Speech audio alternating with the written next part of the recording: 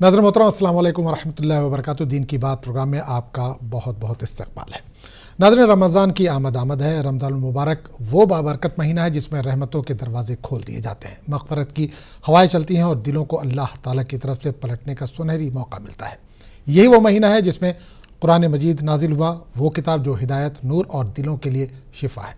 रमज़ान का हर लम्हा इबादत, तिलावत कुरान, ज़िक्र और दुआ से कीमती बन जाता है। और जब इसी मुक़द्दस महीने में अल्लाह ताला अपने किसी बंदे को अपने घर की हाज़िरी, उम्रे की सादत हासिल फरमाता है तो यह रहमत पर रहमत का इम्तिज़ाज बन जाता है।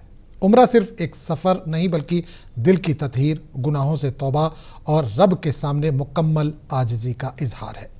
रसूल अकरम सल्लल्लाहु अलैहि वसल्लम ने फरमाया कि एक उम्रा दूसरे उम्रे तक के गुनाहों का कफ़ारा है और रमज़ान में अदा किया गया उम्रा सवाब के एतबार से एक ख़ास अज़मत रखता है। आज के दिन की बात में हम कुरान हदीस की रोशनी में ये जानने की कोशिश करेंगे कि उम्रे की फ़जीलत क्या है और ये मुबारक इबादत हमारे दिलों, हमारे किरदार और हमारी ज़िंदगी को किस तरह से बदल सकती है। नबी करीम सल्लल्लाहु अलैहि वसल्लम ने रमज़ान में उम्रे की खुसूसी फ़जीलत बयान फरमाई। हज़रत अब्दुल्ला बिन अब्बास रज़ियल्लाहु ताला अन्हु से रिवायत है कि रसूल अकरम सल्लल्लाहु अलैहि वसल्लम ने फरमाया, रमज़ान में उम्रा करना हज के बराबर है। ये हदीस इस बात की दलील है कि रमज़ान में उम्रे का सवाब गैर मामूली है। अगरचे ये फ़र्ज़ हज का बदल नहीं, लेकिन अजर व सवाब के एतबार से इसकी फ़जीलत बहुत बुलंद है। उम्रा हमें सब्र, आजिज़ी और इखलास का दर्स देता है, जबकि रमज़ान तक़वा, ख़ुद एहतसाबी और ज़ब्त नफ्स सिखाता है। जब ये दोनों इबादतें इकट्ठी हो जाएं तो इंसान की ज़िंदगी में एक नई रूहानी तब्दीली आती है। गुनाहों से नफ़रत, नेकी की मोहब्बत और अल्लाह पर कामिल यकीन पैदा हो जाता है। बहरहाल आज हम इस अहम उन्वान पर बात करने के लिए मुफ्ती सिद्दीक़ साहब को हमने दावत दी अपने स्टूडियो में। मुफ्ती साहब, बहुत बहुत इस्तकबाल आपका प्रोग्राम में। अस्सलाम वालेकुम वरहमतुल्लाहि वबरकातुहू। वालेकुम अस्सलाम वरहमतुल्लाहि वबरकातुहू। तो नाज़रीन, मुफ्ती सिद्दीक़ साहब अगले 1 घंटे तक हमारे साथ मौजूद रहेंगे। उम्रे की फ़जीलत आज का ये हमारा उन्वान है। ख़ासकर रमज़ान में अगर आप उम्रा करना चाहते हैं तो उसकी क्या ख़ास फ़जीलत है, इस ताल्लुक़ से प्रोग्राम में हम बात करेंगे। अगर आपके जहन में कोई भी सवाल है तो बिला झिझक आप कॉल कर सकते हैं। मुफ्ती साहब उसका जो भी बेहतर जवाब होगा इंशाअल्लाह वो देंगे। इसके अलावा भी अगर उन्वान से हट के भी कोई सवाल करना चाहते हैं तो भी आप कॉल कर सकते हैं, जो भी उसका बेहतर हल होगा इंशाअल्लाह बताया जाएगा। उम्रे की तफसील क्या है या उम्रा की फ़जीलत क्या है उस पर हम बात करेंगे। एक कॉलर हमारे साथ जुड़ गए, उनसे पहले बात कर लेते हैं। जी अस्सलाम वालेकुम। वालेकुम सलाम सर। सलाम वालेकुम। वालेकुम अस्सलाम। जी बताइए सर, मैं जुम्मा के बाद सूर्य का हफ्ता हूँ सर, क्या नियत को पढ़ना, क्या ऐसा पढ़ना सर? 10 बजे पढ़ती हूँ, सूरह का 9 बजे पढ़ती हूँ सुबह में सर। चलिए ठीक है। हाँ, क्या नियत कर को पढ़ना सर? चलिए ठीक है, बहुत बहुत शुक्रिया। इंशाल्लाह अभी थोड़ी देर में, बिल्कुल थोड़ी देर में इसका जवाब दिया जाएगा। तो मुफ्ती साहब, उम्रे की फ़जीलत आज का ये हमारा उन्वान है। ख़ासकर रमज़ान के महीने को लेकर हम बात करें, क्योंकि रमज़ान की आमद है और बड़ी तादाद उम्मत मुस्लिमा की जो है रमज़ान में उम्रा करने के लिए जाती है। तो इस पर एक मुख्तसर सा बयान।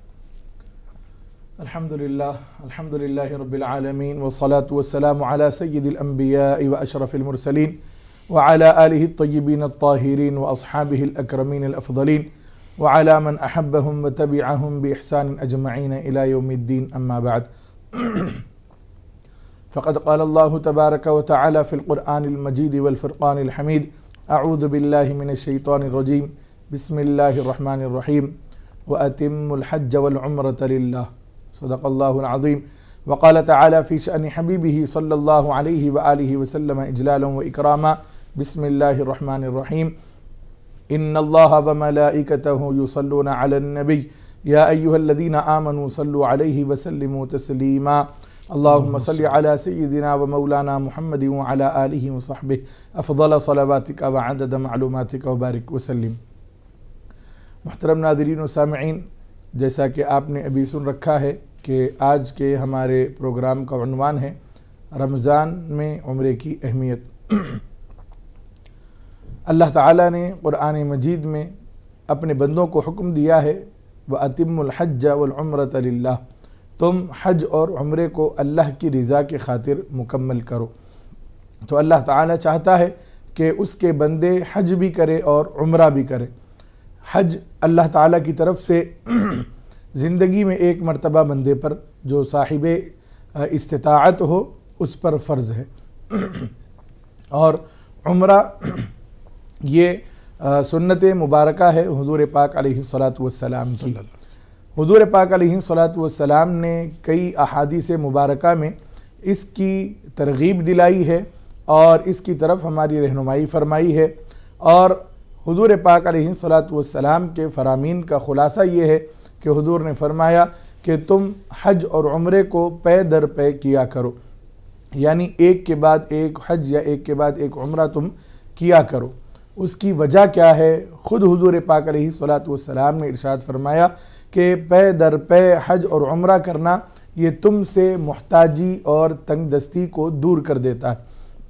ہم یہ سمجھتے ہیں کہ ہم عمرہ کریں گے یا حج کریں گے، بار بار کریں گے تو پیسہ خرچ ہوگا اور ہمارے مالیے پر، ہماری دولت پر برڈن پڑے گا، بوجھ پڑے گا، ہم زیادہ نہیں جا سکتے. یہ ہماری سوچ ہے جو شیطان بار بار ہمیں اس در پر جانے سے روکنے کے لیے ہمارے ذہنوں میں اور دلوں میں ڈالتا ہے. لیکن حضور پاک علیہ الصلاۃ والسلام نے کیا ارشاد فرمایا ہے؟ اس کو مسلمان اپنے سامنے رکھے اور یہ یقین رکھے کہ جو بندہ اللہ کی رضا کی خاطر بار بار حج کرتا ہے اور بار بار عمرہ کرتا ہے تو اللہ تعالیٰ اس سے تنگ دستی کو، محتاجی کو، افلاس کو، غربت کو دور فرما دیتا ہے. اب رہا رمضان المبارک کا مسئلہ، تو رمضان المبارک میں تو اللہ تعالیٰ شرح ثواب کی شرح میں اضافہ فرما دیتا ہے. جو اللہ تعالیٰ نفل کا ثواب عام دنوں میں 10 نیکیوں کے برابر ہے، 10 نفلوں کے برابر ہے، اس کو اللہ تعالیٰ فرض کے برابر قرار دے دیتا ہے. یعنی اگر رمضان میں ایک ہم نفل ادا کریں گے تو اللہ تعالیٰ ایک فرض کا ثواب عطا فرمائے گا، اور ایک فرض ادا کریں گے تو 70 فرائض کا ثواب ہم کو دیا جاتا ہے. تو اسی لیے حضور پاک علیہ الصلاۃ والسلام نے رمضان المبارک میں عمرہ کرنے کی ترغیب دلائی ہے. ایک مرتبہ حضور پاک علیہ الصلاۃ والسلام عمرے کے لیے تشریف لے جا رہے تھے تو ایک صحابیہ کو دیکھا تو ان سے پوچھا کہ تم ہمارے ساتھ عمرے پر کیوں نہیں چلتی؟ تو انہوں نے عرض کی یا رسول اللہ صلی اللہ علیہ وسلم ہمارے پاس 2 ہی اونٹ ہیں، ایک اونٹ میرے شوہر اور میرا بیٹا لے کر جا رہے ہیں اور ایک اونٹ میرے پاس یہاں پر چھوڑ کر جا رہے ہیں تاکہ ہم اس کے ذریعے سے کھیتی وغیرہ کا کام لیں. تو حضور پاک علیہ الصلاۃ والسلام نے ان کی مجبوری دیکھی تو فرمایا کہ تم رمضان المبارک میں عمرہ کرو، کیونکہ رمضان میں عمرہ کرنا حج کے برابر ہے. سبحان اللہ. حضور پاک علیہ الصلاۃ والسلام نے ایک اور حدیث میں یہ الفاظ بھی ملتے ہیں، ان سے فرمایا کہ رمضان المبارک میں عمرہ کرنا میرے ساتھ حج کرنے جیسا ہے. سبحان اللہ. کتنی بڑی فضیلت اور کتنا بڑا مقام ہے اس عمرے کا جو رمضان میں ادا کیا جاتا ہے. رمضان المبارک میں عمرہ کرنا حج کے برابر ہے. انشاءاللہ اس پر مزید گفتگو ہوگی. ایک کالر ہمارے ساتھ جڑ گئے، ان سے بات کریں گے. جی السلام علیکم. جی وعلیکم السلام. السلام علیکم. وعلیکم السلام. بتائیے کہاں سے بات کر رہے ہیں؟ جی میں ایمپی سے بول رہی ہوں. میں یہ بول رہی تھی کہ میں اگلے سال عمرے پہ گئی تھی رمضان میں، تو اللہ کے حکم سے پورے مہینہ عید کر کے آئے تھے ہم. اب ہماری صرف نیت ہو رہی ہے، بس آپ دعا کرا دیجیے اور ہماری نیت اللہ قبول کر لے، ہمارے کو اللہ بلا لے عمرے سے. میرے بہت تڑپ ہو رہی ہے عمرے پہ جانے کے لیے. تو ایک بار جا کے آ گئی ہے نا عمرہ؟ یہ اگلے سال گئی تھی میں، میرا پھر ہو رہا ہے، میری پھر نیت ہو رہی ہے. پھر سے جانے کی نیت ہے؟ جی ہاں. اللہ پاک قبول کر لے، بلا لے مجھے اللہ پاک. حج کر لیا آپ نے؟ نہیں ابھی. جی حج بھی کر لیا، حج بھی کر لیا، عمرہ بھی کر لیا، مگر اب سے میری تڑپ ہو رہی ہے. چلیے ٹھیک ہے، بالکل بالکل انشاءاللہ. بالکل بالکل انشاءاللہ. بہت بہت شکریہ آپ نے کال کیا. ایک اور کالر ہمارے ساتھ جڑے ہیں، ان سے بھی بات کریں گے. جی السلام علیکم. السلام علیکم. جی السلام علیکم. وعلیکم السلام. جی کہاں سے بات کر رہے ہیں؟ ٹولی چوکی سے بات کر رہے ہیں. ٹولی چوکی. جی بتائیے کیا سوال ہے، کیا جاننا چاہتے ہیں؟ جی یہ لیڈیز جو ہے جب احرام پہنتے نا تو نقاب فیس پیس لگانا ضروری ہے؟ نوز پیس کے لیے؟ جی ہاں نوز پیس لگانا ضروری ہے یا نہیں؟ لیکن خواتین کو احرام تو نہیں ہے. بہرحال پوچھیں گے مفتی صاحب سے اس کے لیے جو بھی اس کا تفصیلی جواب ہوگا. بہت بہت شکریہ. ہاں بتائیے. اب احرام کی حالت میں جو ہے عطر لگانا نہیں ہے، تو اب کعبہ شریف کے پاس جب ہم جاتے تو پورا پرفیوم سے فل رہتا وہ، اور حجر اسود میں بھی پرفیوم رہتا عطر لگا ہوا، تو وہ چاہیے تو اپنے ہاتھ میں بھی خوشبو آ جاتی نا وہ. تو ٹھیک ہے, سمجھ میں آ گیا سوال. بالکل بالکل, بہت بہت شکریہ آپ نے کال کیا. تو مفتی صاحب پہلے ایک کالر جو تھے, بہن نے کال کیا تھا کہ عمرہ آلریڈی کر چکی ہیں, وہ حج بھی کر چکی ہیں, اور دعا کریے کہ پھر سے وہ موقع ملے. تو کیا کچھ دعا مانگے کہ پھر سرکار کے دربار میں حاضری کا موقع ملے؟ بسم اللہ الرحمن الرحیم. محترم ناظرین و سامعین, جن کو اللہ تعالیٰ نے اپنا گھر اور اپنے حبیب کا در بتا دیا ہے, یہ ان کے لیے بہت بڑی خوش نصیبی کی بات ہے. اور ہم یہاں پر ہمارے ناظرین اور سامعین کو یہ بات بتا دینا چاہتے ہیں کہ جتنی بھی فضیلتیں عمرے کی اور حج کی احادیث میں اور قرآن میں وارد ہوئی ہیں, ان کا دار و مدار ہماری نیت پر ہے, اخلاص پر ہے. اگر دکھاوے کے لیے, ریاکاری کے لیے بار بار حج کیا جا رہا ہے, بار بار عمرہ کیا جا رہا ہے, تو یہ حج کرنا اور عمرہ کرنا ہمارے لیے کوئی فائدہ مند نہیں ہوگا, کیونکہ ریاکاری کو شرک اصغر کہا گیا ہے, یعنی چھوٹا شرک.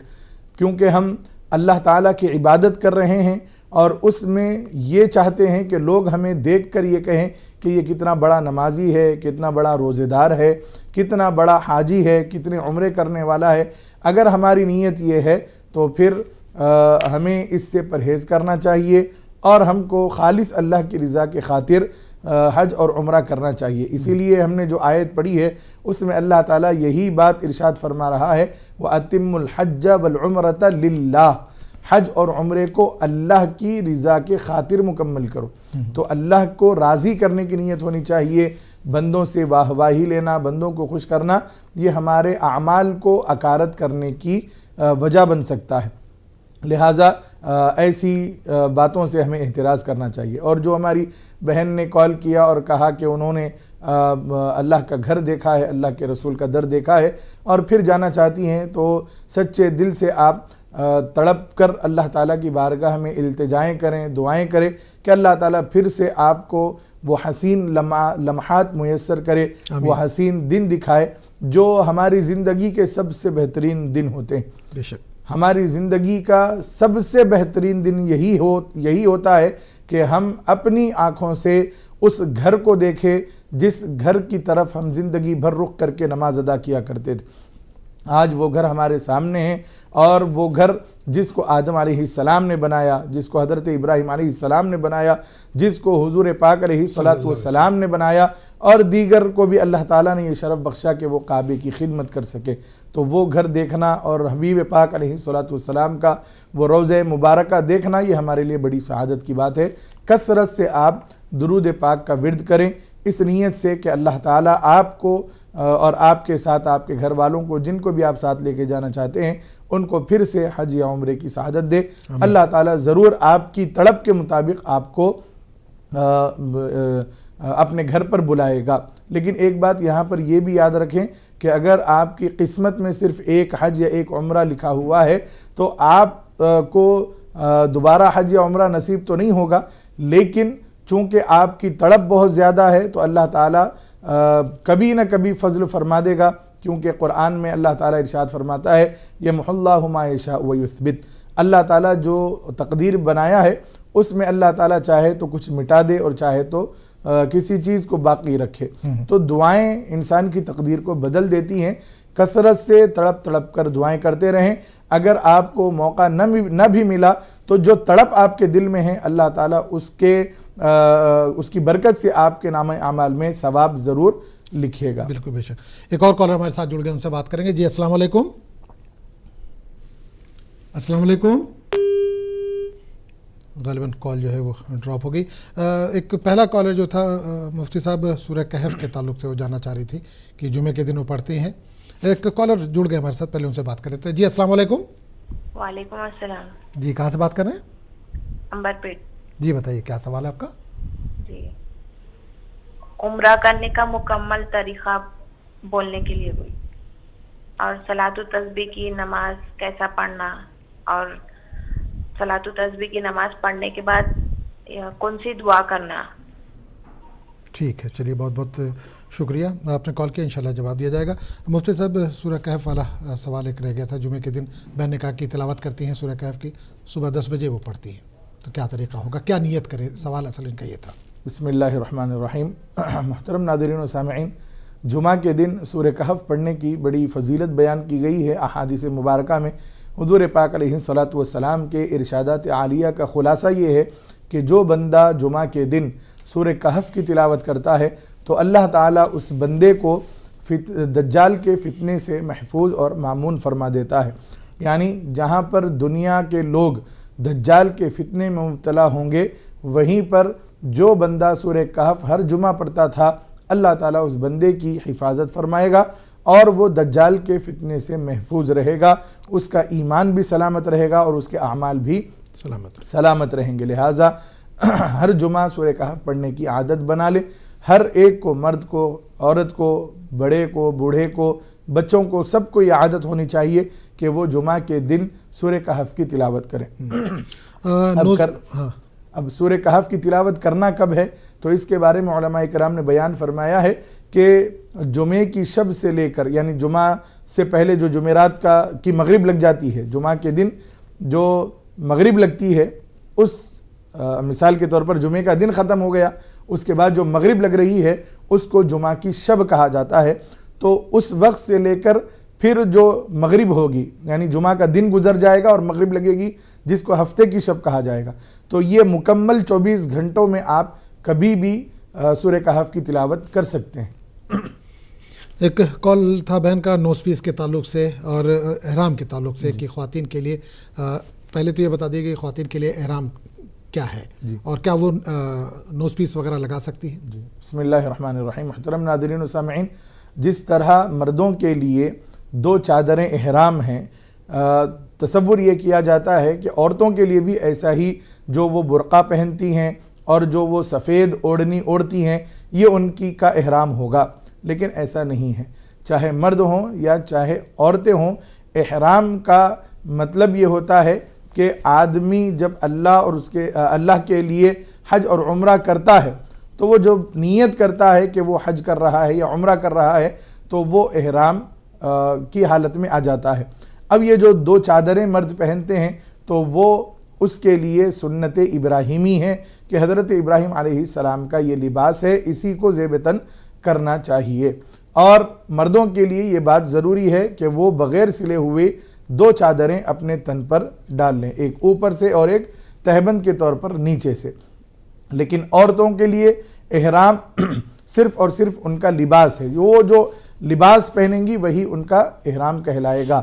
احرام اصل میں آپ کی نیت ہے، جس کی وجہ سے جو چیزیں آپ کے لیے حلال تھیں وہ کچھ دنوں کے لیے یا کچھ گھنٹوں کے لیے آپ پر حرام ہو جاتی ہے، جیسے خوشبو لگانا وغیرہ۔ تو یہ ساری چیزیں آپ کے لیے جب حرام ہو جا رہی ہے تو اسی نیت کی وجہ سے اس کو احرام کہا جاتا ہے۔ یہ جو 2 چادریں پہنی جاتی ہیں، یہ مردوں کے لیے حضرت سیدنا ابراہیم علیہ السلام کا طریقہ ہے کہ وہ 2 چادریں پہن کر آپ نے طواف کیا تھا، لہٰذا ان کو بھی 2 چادریں پہننی لازم ہے۔ لیکن عورتوں کے لیے کوئی مخصوص لباس نہیں ہے، ان کے لیے وہی کپڑے جو انہوں نے پہنے ہیں اسی کو احرام تصور کیا جائے۔ اچھا، کوئی خواتین ہے اگر عام حالت میں نوز پیس لگاتی ہے، جیسے پورا چہرہ کور کرتی ہے، لیکن جس وقت وہ طواف کر رہی ہوں یا حج کے جو ارکان ادا کر رہی ہوں یا عمرے کے ادا کر رہی ہوں، تو کیا چہرہ کھلا رکھنا لازمی ہے؟ محترم ناظرین و سامعین، مرد ہو یا عورت ہو، ہر ایک کو اپنا چہرہ کھلا رکھنا یہ ضروری ہے۔ اگر کوئی اپنے چہرے کو ڈھانک لیتا ہے اور طویل مدت تک وہ چہرہ اس کا ڈھکا ہوا ہے تو پھر اس کے چہرہ ڈھکنے کی وجہ سے، چہرہ ڈھکنے کا مطلب ہے کہ کپڑا اب اس کے منہ پر لگا ہوا ہو۔ ہاں، اگر آپ نے سامنے کوئی کتاب رکھ لی ہے، عورتیں، تاکہ کوئی غیر محرم آپ کو نظر نہ پڑے، یا آپ نے کوئی پنکھا اپنے سامنے رکھ لیا ہے، یا کوئی کیپ آپ نے ایسی پہنی ہے کہ جس کا پردہ سامنے آ رہا ہے لیکن وہ فیس کو ٹچ نہیں ہو رہا ہے، تو یہ چیزیں آپ کے لیے جائز ہے۔ لیکن چہرے کو اور فیس کو نقاب سے یا کسی چادر سے یا نوز پیس سے مکمل کور کر لینا یہ آپ کے لیے مناسب نہیں ہے، بلکہ اس سے آپ پر دم لازم آتا ہے۔ لہٰذا اس بات کا ضرور خیال رکھیں کہ احرام کی حالت میں دوران طواف آپ کو اپنا چہرہ کھلا رکھنا ہے، چاہے مرد ہوں چاہے عورتیں ہوں۔ وہاں پر انسان کی آزمائش ہو رہی ہے کہ دنیا کے ہر ملک کا انسان وہاں پر آتا ہے، مرد بھی آتے ہیں اور عورتیں بھی آتے ہیں، وہاں پر سب کو اپنا چہرہ کھلا رکھنا ہے۔ اللہ تعالیٰ یہاں پر بندوں کی آزمائش کر رہا ہے کہ بندہ جو میرے گھر آیا ہے اس کی توجہ میری طرف ہے یا پھر دنیا کے لوگوں کی طرف ہے اور غیر محرم عورتوں کی طرف ہے، یا عورتوں کی نگاہیں مردوں کی طرف مائل ہو رہی ہیں۔ یہاں پر سخت آزمائش ہوتی ہے، لہٰذا ہم کو چاہیے کہ ہم اس بات کو اچھی طریقے سے اپنے ذہن و دل میں بٹھا لیں کہ یہاں پر ہم صرف اور صرف اللہ کی عبادت کے لیے آئے ہیں اور ہمیں صرف اللہ کی رحمتوں کی تجلیات کو دیکھنا ہے۔ لہٰذا مرد ہوں یا عورتیں ہوں وہ اپنے چہرے کو نہیں ڈھانک سکتے۔ اگر چہرے پر فیس پیس وغیرہ اگر لگا لیا ہے تو پھر ان کے اوپر دم لازم آئے گا۔ اس بات کا اچھی طریقے سے خیال رکھیں۔ جیسے ہی آپ نے نیت کر لی عمرے کی، اس وقت سے آپ کو اپنا چہرہ نہیں چھپانا ہے۔ ہمارے پاس عموماً یہ دیکھا جاتا ہے کہ جو عورتیں حج یا عمرے کا ارادہ کرتی ہیں تو وہ نیت بھی نہ کرے تو گھر سے ہی وہ اپنے چہرے کو کھلا رکھتی ہیں۔ یہ سخت گناہ کی بات ہے، یہ اچھی طریقے سے ذہن میں رکھیں۔ آپ کو چہرہ اسی وقت کھولنا ہے جب آپ نے نیت مکمل کر لی ہو۔ جیسے ہی آپ نے نیت کر لی ہے، لبیک وغیرہ پڑھ لیا ہے، اب آپ احرام میں آ گئے ہیں تو اب آپ کو چہرہ کھلا رکھنا ہے۔ اس سے پہلے آپ نے نیت نہیں کی، ایئرپورٹ جا رہے ہیں، ایئرپورٹ پر ٹھہرے ہوئے ہیں، فلائٹ میں بیٹھے ہوئے ہیں، ابھی نیت نہیں کی آپ نے، تو اس وقت بھی چہرہ ڈھانکے رکھنا آپ پر فرض ہے۔ پردہ جو آپ کو کہا گیا ہے وہ حج یا عمرے کے سفر پر جاتے وقت جس وقت نیت کریں گے اس وقت سے شروع ہوگا کہ اس وقت آپ کو چہرہ نہیں چھپانا، اس سے پہلے آپ کو مکمل پردہ لازم ہے۔ ہم دیکھتے ہیں عموماً کہ گھر سے عورتیں ایسے ہی نکل جاتی ہیں، برقع پہن لیے، سفید اوڑھنی اوڑھ لیے اور چہرہ وہ نہیں چھپاتی ہیں جبکہ انہوں نے نیت ابھی نہیں کی ہے، لبیک انہوں نے نہیں پڑھا ہے۔ اس کا ضرور خیال رکھیں۔ چلیے ایک اور کالر ہمارے ساتھ جڑ گئے، ان سے بات کریں گے۔ جی السلام علیکم۔ وعلیکم السلام ورحمۃ اللہ وبرکاتہ۔ السلام علیکم۔ وعلیکم السلام ورحمۃ اللہ وبرکاتہ۔ جی آپ لوگ خیریت سے؟ بالکل الحمدللہ خیریت سے ہیں ہم لوگ۔ جی مفتی صاحب ٹھیک ہے نا؟ بالکل مفتی صاحب سن رہے ہیں اللہ آپ اس کے رسول کا فضل۔ جی مفتی صاحب سے میرے 3 سوال ہیں۔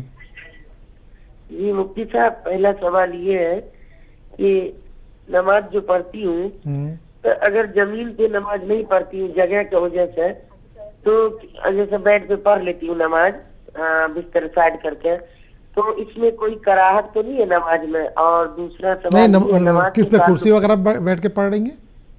نہیں جیسے بیڈ پہ پڑھ لیتی ہوں بستر پہ جگہ کا تنگی، جی جگہ کا تنگی کی وجہ سے بیڈ پہ ہی نماز پڑھ لیتی ہوں، تو مفتی صاحب سے کہیے کہ نماز میں کوئی کراہت تو نہیں ہے؟ ٹھیک ہے جی سمجھ گئے میری سوال؟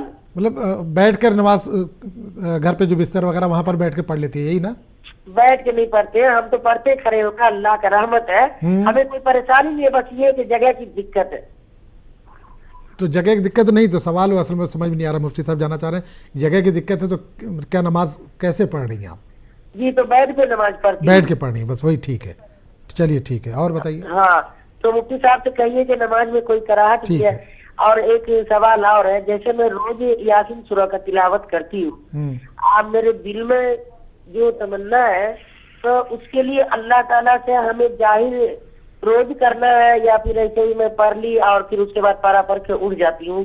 اب جو میری آرزو ہے وہ اللہ تعالیٰ بخوبی جاننے والا، تو اللہ تعالیٰ ہمیں پورا کریں گے۔ یہ 2 سوال ہے۔ تیسرا سوال یہ ہے مفتی صاحب، ابھی میں سنی ہوں ایک اور سوال آئی تھی اسی پہ، آپ ہمیں نا یہ جو صلاۃ التسبیح کی نماز ہے اس کی طریقہ مجھے بھی نہیں آتا، اب یہ اچھی طرح سمجھا کر کے۔ ہاں صلاۃ التسبیح کا ایک سوال آیا ابھی اس کا جواب دیں گے، بالکل اس کا جواب دیں گے ابھی۔ چلیے بہت بہت شکریہ آپ نے کال کیا۔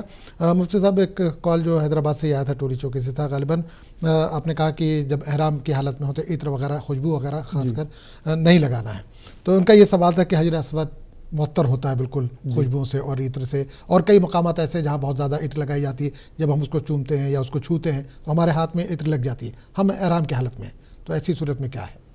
بسم اللہ الرحمن الرحیم۔ محترم ناظرین و سامعین، یقیناً احرام کی حالت میں خوشبو لگانے سے ہم کو منع کیا گیا ہے، لہٰذا ہر قسم کی خوشبو سے ہمیں بچنا چاہیے، پرہیز کرنا چاہیے تاکہ ہمارے حج اور عمرے میں کوئی خلل واقع نہ ہو۔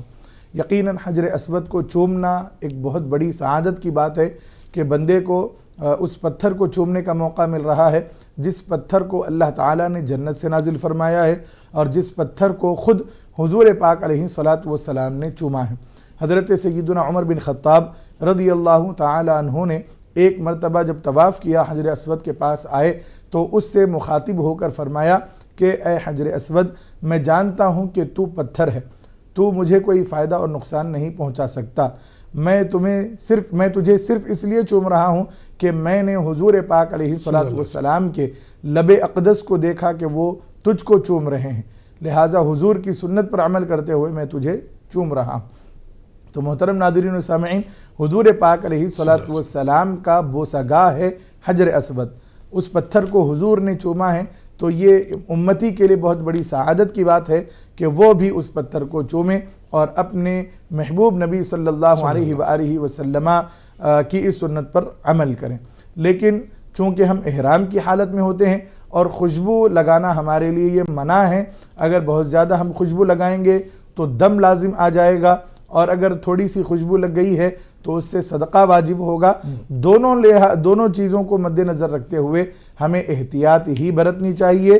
احرام کی حالت میں ہمیں حجر اسود کے پاس یا ملتزم کے پاس بھی لوگ خوشبو وغیرہ لگا دیتے ہیں، وہاں پر بھی ہمیں احتیاط کرنی چاہیے، کیونکہ ملتزم کے پاس جب ہم جاتے ہیں تو احرام تھوڑا سا ہمارا ہٹا کر سینے کو ہم کعبۃ اللہ کی دیوار سے لگا دیتے ہیں، مس کرتے ہیں اور گڑ گڑا کر اللہ سے دعائیں کرتے ہیں، تو وہاں پر بھی خوشبو لگی ہوئی ہوتی ہے، تو وہاں پر بھی ہمیں احتیاط کرنا چاہیے۔ حجر اسود اور ملتزم کے پاس پہنچ کر خوشبو جہاں لگی ہوئی ہے اس کو چھونے سے بہتر ہے کہ ہم دور ٹھہریں اور حجر اسود کو استلام کر لیں، یعنی ہاتھ کے اشارے سے ہم حجر اسود کی حاضری کو مکمل کر لیں، یہی ہمارے لیے بہتر ہے۔ اگر جائیں گے خوشبو بہت زیادہ لگ گئی ہے ہم کو تو پھر دم واجب ہوگا، اور اگر تھوڑی لگی ہے تو پھر صدقہ واجب ہوگا۔ چلیے ایک اور کالر ہمارے ساتھ جڑ گئے، ان سے بات کریں گے۔ جی السلام علیکم۔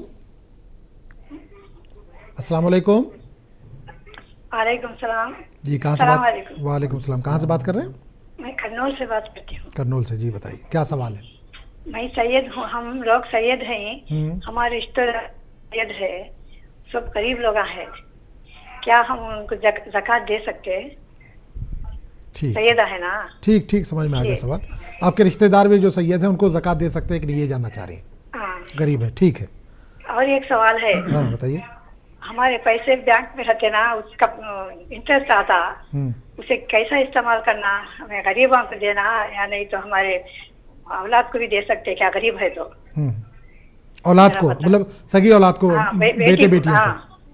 ٹھیک ہے، السلام علیکم۔ چلیے وعلیکم السلام۔ ایک اور کالر ہمارے ساتھ جڑے ہیں، ان سے بھی بات کریں گے۔ جی السلام علیکم۔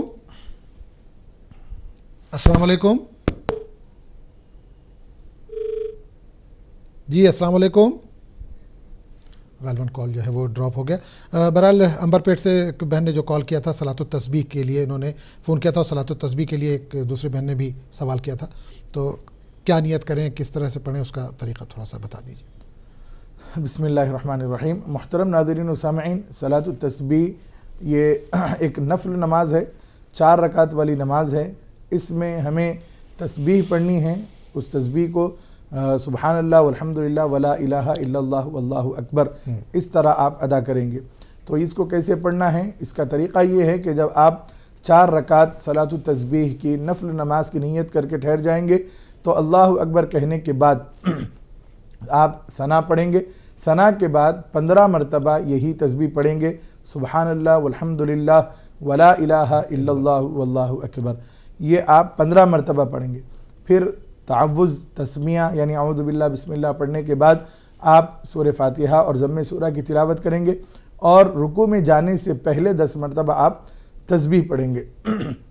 پھر جب آپ رکوع میں جائیں گے تو رکوع کی جو تسبیح ہے سبحان ربی العظیم وہ بھی پڑھیں گے، اس کے علاوہ 10 مرتبہ یہ تسبیح بھی آپ پڑھیں گے، سبحان اللہ والحمدللہ ولا الہ الا اللہ واللہ اکبر۔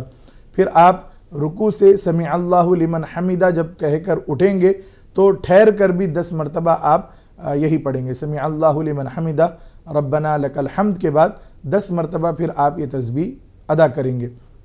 پھر اس کے بعد آپ سجدے میں جائیں گے تو سجدے کی تسبیح کے بعد آپ یہی تسبیح 10 مرتبہ ادا کریں گے. پھر اللہ اکبر کہہ کر جب آپ بیٹھیں گے، پہلا سجدہ کر کے اٹھنے کے بعد جب بیٹھیں گے تو وہاں پر بھی 10 مرتبہ آپ یہ تسبیح پڑھیں گے. پھر دوسرا سجدہ کریں گے اللہ اکبر، سجدے کی تسبیح پڑھنے کے بعد پھر 10 مرتبہ یہی تسبیح آپ دہرائیں گے. پھر اس کے بعد اللہ اکبر کہہ کر آپ ٹھہر جائیں گے. تو اس طرح ایک رکعت میں آپ کو 75 مرتبہ تسبیح ادا کرنی ہے، تسبیح پڑھنی ہے. اس طرح پھر آپ دوسری، تیسری اور چوتھی رکعت کو بھی مکمل کر لیں گے. یہ آپ آسانی کے ساتھ پڑھ سکتے ہیں. یہ بہت ہی پیاری نماز ہے، بہت ہی اعلیٰ نماز ہے. اس کو کم از کم زندگی میں ایک مرتبہ تو ہمیں پڑھنا چاہیے. چلیے ایک اور کالر ہمارے ساتھ جڑ کے ان سے بات کریں گے. جی السلام علیکم. وعلیکم سر. کہاں سے بات کر رہے ہیں؟ سر کرناٹک سے سلیمہ بانو. سر سورہ کہف کا بولے میں سر کرنٹ گیا تھا سر یہاں دے دیا، اس کی تفصیل تو آپ کو بتا دیا ہے. یہ یوٹیوب پر بھی لائیو نشر ہو رہا ہے. اگر آپ نے نہیں سنا کسی وجہ سے تو منصف ٹی وی کا جو یوٹیوب چینل ہے اس پر جا کے ایک بار دیکھ سکتے ہیں. بہرحال وقت ہوگا تو کوشش کریں گے کہ ایک بار پھر آپ کو بالکل چلیے مختصر اس کا جواب دے دیں گے. بہت بہت شکریہ آپ نے کال کیا. دیکھتے رہیے پروگرام کو. تو ناظرین وقت ہو چلا ہے ایک چھوٹے سے وقفے کا. آج جو ہم بات کر رہے ہیں ہمارا جو عنوان ہے وہ ہے عمرے کی فضیلت، خاص کر رمضان کے مہینے میں جو لوگ عمرہ کرنے جاتے ہیں اس کی کیا کچھ فضیلت ہے. محترم ناظرین و سامعین، عمرے کا طریقہ یہ ہے کہ جیسے ہی آپ کو اللہ تعالیٰ یہ سعادت عطا فرمائے کہ آپ حج کے لیے یا عمرے کے لیے جا رہے ہیں، تو عمرہ جب ہم کرتے ہیں تو اس کے لیے یہ باتیں جاننا آپ کے لیے بے حد ضروری ہے کہ کہاں سے شروع کرنا ہے، کہاں پہ ختم کرنا ہے. آپ گھر میں جب غسل کریں گے، چاہے مرد ہو چاہے عورتیں ہوں، غسل کرنے کے بعد وہ لوگ 2 رکعت نماز ادا کریں گے. اس نماز میں آپ پہلی رکعت میں قل یا ایھا الکافرون اور دوسری رکعت میں قل ھو اللہ احد پڑھیں، یہ زیادہ بہتر ہے. اور اگر یہ یاد نہ ہو، کوئی بھی سورہ آپ پڑھنا چاہتے ہوں یا جو سورہ آپ کو یاد ہے آپ پڑھ سکتے ہیں. 2 رکعت نفل نماز ادا کریں گے. مرد حضرات ٹوپی پہن کر نماز ادا کریں گے اور عورتیں مکمل پردے میں نماز ادا کریں گی. یعنی جس طرح گھر میں عام طور پر اوڑھنی وغیرہ باندھ کر وہ نماز ادا کرتے ہیں، ایسے ہی وہ نماز ادا کریں گے. یہاں پر غلط فہمی ہمارے پاس یہ پالی گئی ہے کہ جب ہم غسل کر لیتے ہیں اور احرام کی چادریں پہن لیتے ہیں تو اب ٹوپی نہیں پہننا چاہیے. یہ ٹوپی اس وقت نہیں پہننا چاہیے جب ہم نیت کر لیں. ابھی ہم نے نیت نہیں کی ہے، ابھی تو ہمیں نماز ادا کرنی ہے. تو ہم نماز ادا کریں گے 2 رکعت نفل نماز. اس کے بعد ہم دعا وغیرہ کریں گے اور ٹوپی جب نیت کریں گے تو ٹوپی ہمارے سر سے ہٹا دیں گے. یاد رکھیں فلائٹ میں بیٹھ کے فلائٹ اڑ جانے تک بھی آپ نے کوئی نیت نہیں کی ہے تو اس وقت تک بھی آپ ٹوپی پہن سکتے ہیں. عورتیں فیس پیس لگا سکتی ہیں. جیسے ہی نیت کر لیے ٹوپی بھی اتر جائے گی اور فیس پیس بھی اتر جائے گا. اس بات کا ضرور خیال رکھیں. اور مرد حضرات کے لیے یہ سنت ہے کہ وہ غسل کر کے آنے کے بعد اپنے احرام پر خوشبو لگائیں، اپنے بدن پر بھی خوشبو لگائیں. یہ حضور پاک علیہ الصلوۃ والسلام کی سنت مبارکہ ہے. یہ جو خوشبو لگانا منع ہے یہ نیت کے بعد کا ہے. اس بات کو اچھی طریقے سے ذہن میں رکھیں. اب نماز ادا کر لیے، اس کے بعد پھر ہم سفر پر روانہ ہوتے ہیں. ایئرپورٹ پہنچ گئے، فلائٹ میں بیٹھ گئے، فلائٹ اڑ گئی.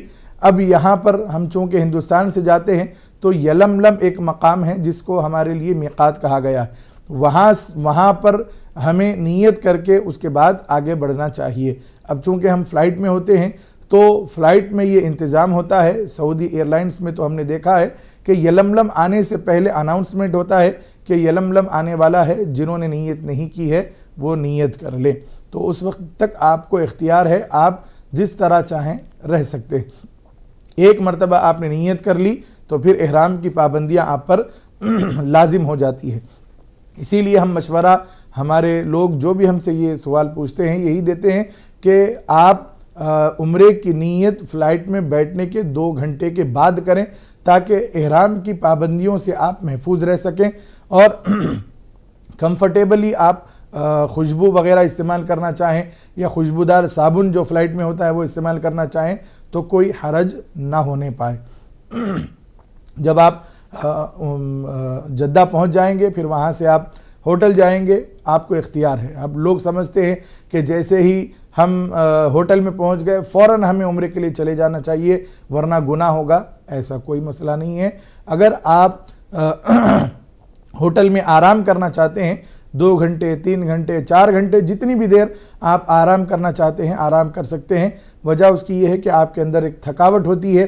ایک تو جو جانے والے لوگ ہوتے ہیں وہ شاپنگ وغیرہ کی وجہ سے یا لوگوں کے گھر میں آنے کی اور آمد و رفت کی وجہ سے تھکے ہوئے ہوتے ہیں. نیند بھی بہت کم ہوتی ہے. فلائٹ میں بھی کم سونے کا موقع ملتا ہے. تو ان کے لیے یہ بہتر صورت ہے کہ وہ جب ہوٹل پہنچ جائیں تو آپ فوراً آرام کریں. 2 گھنٹے 3 گھنٹے جتنا بھی آپ کو ایکٹیویٹ ہونے کے لیے لگتے ہیں تر و تازہ ہونے کے لیے لگتے ہیں آپ تھوڑی دیر آرام کریں. اس کے بعد کھانا وغیرہ کھا کر فارغ ہونے کے بعد وضو کریں اور اس کے بعد پھر لبیک پڑھتے ہوئے آپ حرم کی طرف روانہ ہو جائیں.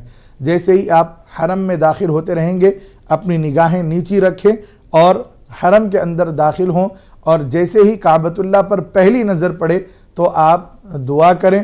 اللہ تعالیٰ کے حبیب صلی اللہ علیہ وآلہ وسلم نے ارشاد فرمایا ہے کہ کعبۃ اللہ پر پہلی نظر پڑتے ہی جو دعا کی جاتی ہے اللہ اس دعا کو قبول فرما لیتا ہے. لہٰذا پہلی نظر پڑتے ہی آپ دعا کریں. کیا دعا کرنی چاہیے؟ تو علماء اکرام نے یہاں پر بڑی پیاری بات بیان فرمائی ہے. یہ دعا کی جائے کہ اے اللہ جب بھی میں کسی جائز اور حلال کام کے لیے تجھ سے دعا مانگوں تو فوراً تو میری دعا قبول فرما لے. تو اللہ تعالیٰ جب بندہ اللہ تعالیٰ سے جب یہ دعا مانگتا ہے پہلی نظر پڑتے ہی یہ مانگتا ہے تو اللہ تعالیٰ اگر اس کی دعا قبول کر لیا تو ہمیشہ جب بھی وہ دعا کرے گا تو اللہ تعالیٰ اس کی دعائیں قبول فرماتا رہے گا. یہ ہمارا مشورہ ہمیشہ رہتا ہے جو بھی حج کو اور عمرے کو جاتے ہیں پہلی نظر پڑتے ہی یہ دعا کریں کہ اے اللہ جب بھی میں تجھ سے کسی جائز اور حلال چیز کو مانگوں یا اس کے لیے دعا کروں تو تو میری دعاؤں کو فوراً قبول فرما لے. اس سے بہت ساری دعائیں ہماری قبول ہو جاتی ہیں.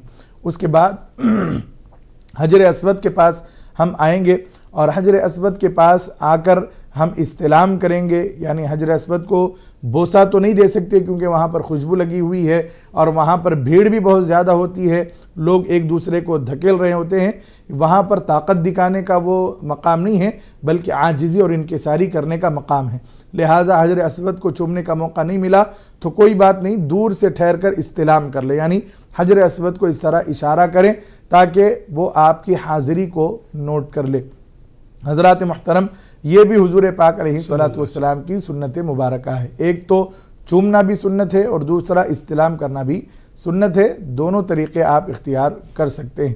اب حجر اسود کہاں پر ہے, اس کو کیسے ہم پہچانیں گے, اس کے بارے میں علماء اکرام نے بڑی پیاری بات بیان فرمائی ہے کہ حجر اسود جس کونے پر لگا ہوا ہے وہاں آپ جب پہنچیں گے تو دیکھیں گے کہ حجر اسود کے بالکل سیدھ میں یعنی اسٹریٹ آپ کو مسجد کے اوپر فرسٹ فلور پر یا سیکنڈ فلور پر ایک گرین لائٹ نظر آئے گی. عموماً وہ فرسٹ فلور پر ہوتی ہے تو فرسٹ فلور پر آپ کو گرین لائٹ نظر آئے گی. وہ اس بات کا انڈیکیشن ہے کہ آپ بالکل حجر اسود کے سامنے. تو گرین لائٹ آپ کے بالکل پیٹھ کے پیچھے ہو تو آپ یہ سمجھ لیں کہ آپ بالکل حجر اسود کے سامنے ہیں. اب یہاں پر استلام کر کے آپ طواف کی نیت کریں کہ اے اللہ میرے لیے میں تیری رضا کے خاطر طواف کرتا ہوں, تو اس کو میرے لیے آسان فرما, اس میں برکتیں عطا فرما, میری جانب سے اس کو قبول فرما. آپ پھر طواف شروع کریں گے. جب آپ حجر اسود کو استلام کر لیں گے تو لیفٹ سائڈ پر آپ کا حجر اسود آ جائے, یعنی تھوڑا سا آپ ہٹیں گے. ہٹنے کے بعد جب حجر اسود آپ کے لیفٹ سائڈ پر آ جائے گا تو آپ بالکل ٹرن ہو جائیں گے اور اب اس طرح آپ طواف شروع کریں گے. تو پہلا چکر ختم ہوگا تو پہلے چکر پر بھی پھر آپ کو استلام کرنا ہے. یعنی حجر اسود کو چومنے کا موقع ملا تو چومنا ہے یا پھر ہاتھ کا اشارہ کرنا ہے آپ کو. یہ پہلا چکر ختم ہوا لیکن یہ دوسرا استلام ہے. اس طرح 7 چکر ہوں گے لیکن استلام 8 مرتبہ ہوگا.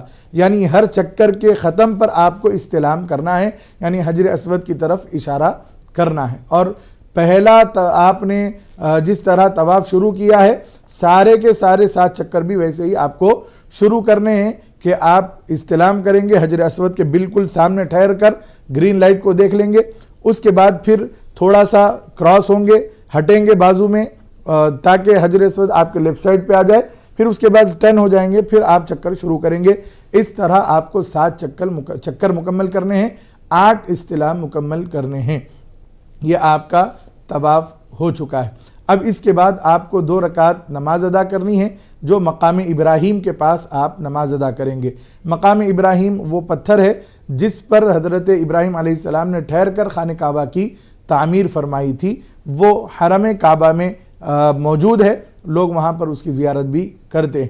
لیکن چونکہ وہاں پر لوگ طواف بھی کرتے ہیں تو آپ بالکل ان کے سامنے ہو کر نماز ادا نہ کریں، بلکہ وہاں پر حکومت نے ایک جگہ مختص کر دی ہے طواف کرنے والوں کے لیے، اور ریڈ وغیرہ مختلف قسم کے رنگ کی پٹیاں وہ لوگ لگا دیتے ہیں، اس کے پیچھے آپ ٹھہر کر نماز ادا کر سکتے ہیں، تو وہاں پر 2 رکعت نماز آپ ادا کر لیں گے۔ اس کے بعد آپ ملتزم پر جائیں گے۔ ملتزم پر بھی چونکہ اب بہت زیادہ خوشبو لگائی جاتی ہے تو بچیں گے اور وہیں سے آپ دعائیں کریں گے۔ اس کے بعد آپ کے پیچھے زمزم ہوگا، وہاں پر آپ جائیں گے، زمزم کا پانی پئیں گے۔ حضور پاک علیہ الصلوۃ والسلام نے فرمایا زمزم جس نیت سے پیا جائے گا وہ نیت پوری ہوگی۔ اگر آپ بیمار ہیں اور صحت یابی کی نیت سے زمزم پیتے ہیں تو اللہ تعالیٰ آپ کو صحت عطا فرما دے گا۔ لہٰذا علماء اکرام نے بیان فرمایا ہے کہ خوب پیٹ بھر کر آپ زمزم کو پئیں، کیونکہ یہ غذا کا کام دیتا ہے، اور جب زمزم پیٹ میں جاتا ہے تو ایک انرجی آپ کے اندر آ جاتی ہے۔ 7 چکر کر آپ نے جو کیے ہیں، جو تھکاوٹ ہوتی ہے، الحمدللہ ہم نے بھی یہ تجربہ کیا ہے، ہمیں بھی یہ سعادت حاصل ہوئی ہے کہ جب ہم طواف کر کے تھک گئے اور آ کر ہم نے زمزم پیا تو ساری تھکاوٹ دور ہو گئی۔ صفا مروہ کی سعی کے لیے پھر سے ایک انرجی ہم نے اپنے اندر محسوس کی ہے۔ تو حجر زمزم کے پاس آئیں اور زمزم کا پانی پیے۔ یہاں پر ہم ہمیشہ ہمارے محبین اور چاہنے والوں کو، ہم سے پوچھنے والوں کو یہ مشورہ دیتے ہیں کہ وہاں پر جو کولرز ہوتے ہیں پانی کے، اس میں 4-5 کولر جو ہوتے ہیں وہ بالکل ٹھنڈے ہوتے ہیں، اور ایک کولر جو ہوتا ہے وہ بالکل گرم پانی کا ہوتا ہے، نارمل ہوتا ہے، اس میں کوئی ٹھنڈک نہیں ہوتی۔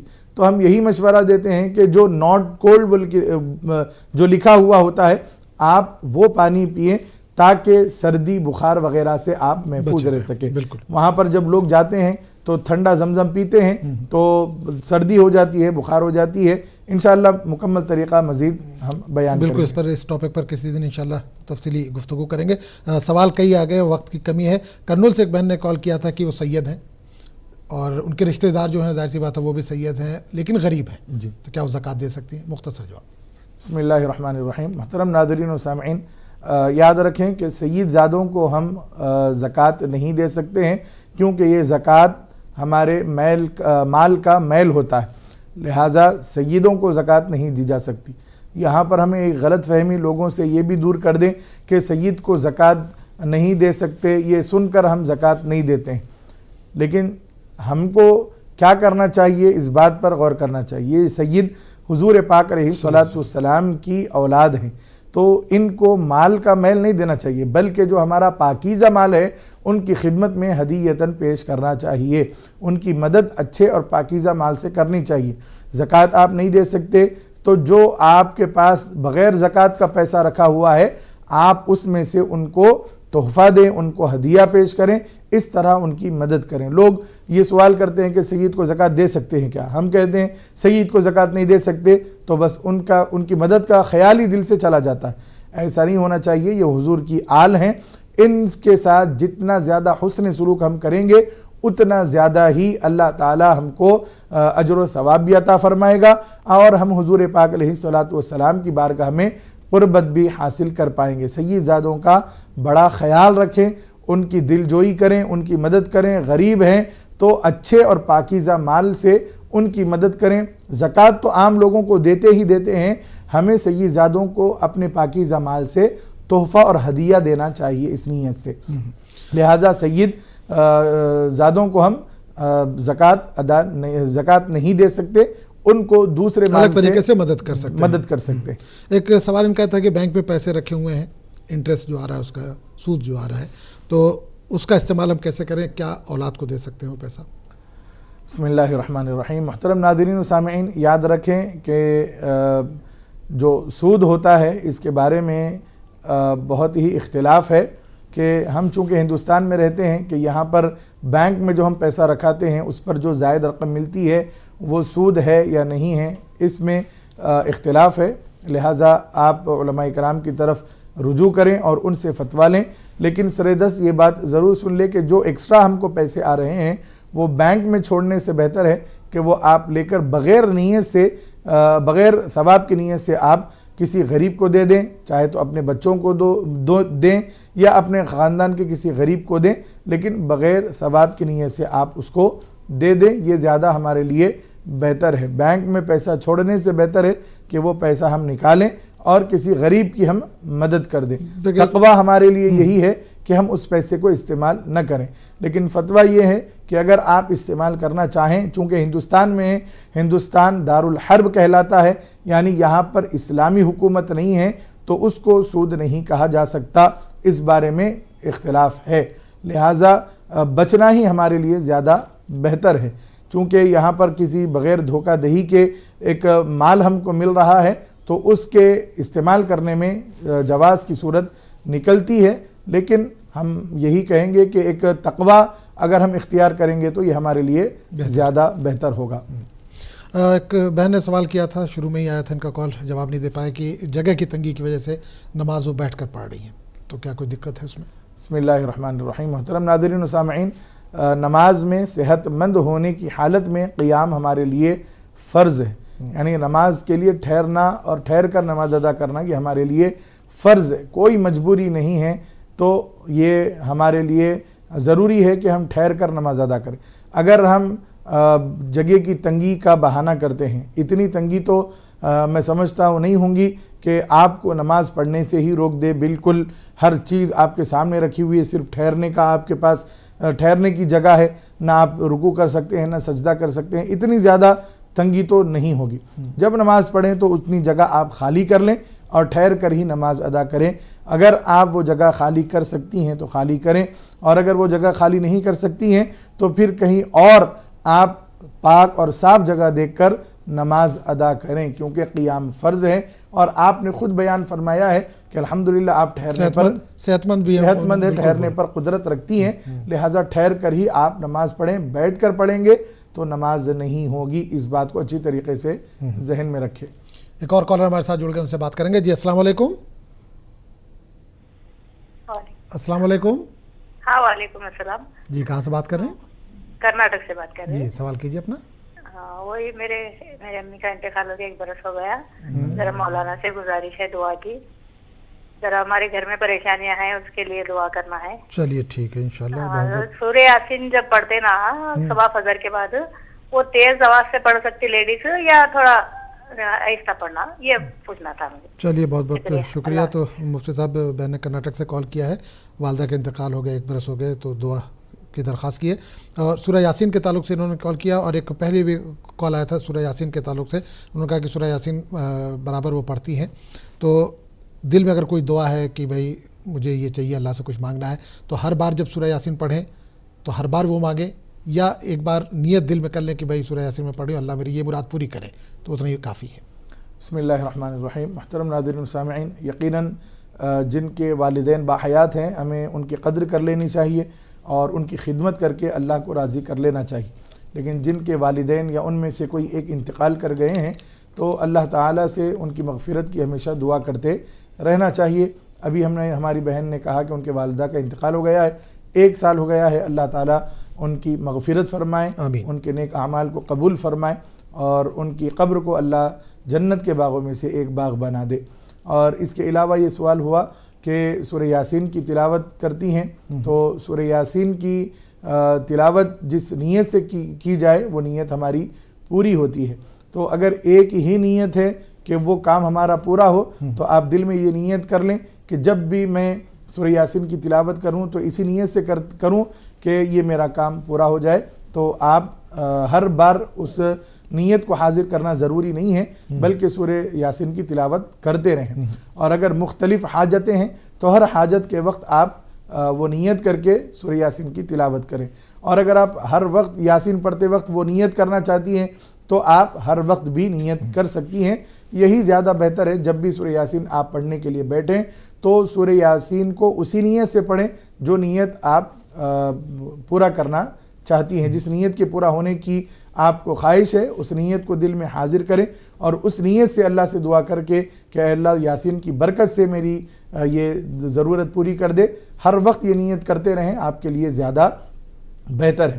اور اگر صرف ایک ہی کام ہے جو پورا ہونا ہے تو ایک ہی وقت آپ نیت کر کے اس کو بھی بار بار پڑھ سکتی ہیں. ہر بار نیت کرنا ضروری نہیں ہے. اور یاسین کے تعلق سے کچھ ایک سوال ان کا یہ تھا کہ خواتین تیز آواز میں پڑھیں یا تو یاد رکھیں کہ خواتین کی جو آواز ہے وہ بھی پردہ ہے, وہ بھی عورت ہے. یعنی کوئی غیر محرم کسی اجنبی عورت کی آواز نہ سنیں. لہٰذا جب بھی قرآن کی تلاوت کریں, چاہے سورہ یاسین پڑھیں یا قرآن کا کوئی سورہ پڑھیں یا کوئی آیت پڑھیں, آپ کو آہستہ آواز میں ہی پڑھنی ہے تاکہ آواز آپ کی کسی غیر محرم کے کان پر نہ پڑے. اور محترم ناظرین و سامعین, چونکہ عمرے کا طریقہ ہم بتا رہے تھے, بس 2 باتیں رہ گئی ہیں وہ ہم آپ کو بتا دیتے ہیں. جب آپ زمزم پئیں گے تو اوپر چڑھیں گے, صفا مروہ کی سعی کرنی ہے. تو صفا اور مروہ کی جب سعی کریں گے تو آپ کو بیچ میں گرین لائٹس کا ایریا دکھے گا. مرد حضرات کو اور عورتوں کو چاہیے, مرد حضرات کو خصوصاً چاہیے کہ وہ اس گرین لائٹ ایریے میں دوڑیں. شروع کریں گے چلتے ہوئے, لیکن جیسے ہی گرین لائٹ شروع ہوں گے دوڑیں گے. جہاں پر گرین لائٹ ختم ہو رہا ہے وہاں پر دوڑنا ہم بند کر کے پھر آہستہ چلیں گے. تو صفا سے 1 چکر ہوگا, مروہ پہ پہنچیں گے, 1 چکر مکمل ہو گیا. پھر اس کے بعد مروہ سے شروع کریں گے, صفا پہ آئیں گے, 2سرا چکر.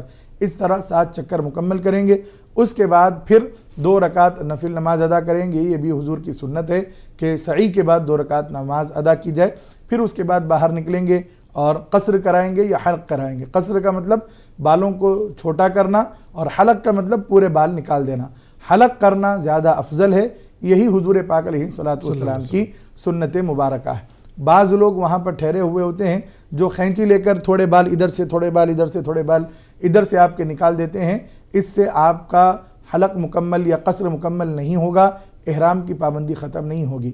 آپ کو جو الگ الگ جگہوں سے بال نکالے جا رہے ہیں اگر وہ آپ کے سر کے 1/4 بالوں کے برابر ہے تو تب تو آپ کا قصر ہو گیا.